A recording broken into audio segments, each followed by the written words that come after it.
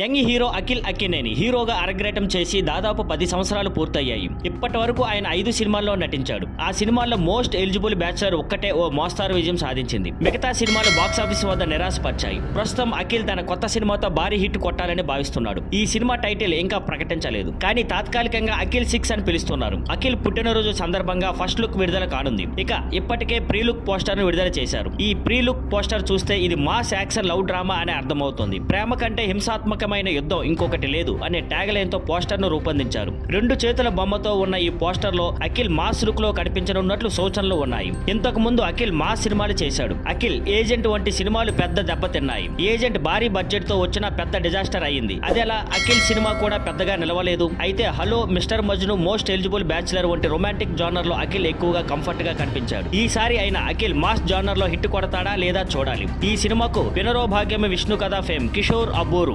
దర్శకత్వం వహిస్తున్నారు. ఈ సినిమా రాయలసీమ బ్యాక్ డ్రాప్ లో తెరకెక్కుతోంది. నిర్మాణ బాధ్యతలు Sithara Entertainments, Annapurna Studios, Manam Entertainments కలిసి చేపట్టుతున్నాయి. Thank you for watching. Please like, share and subscribe.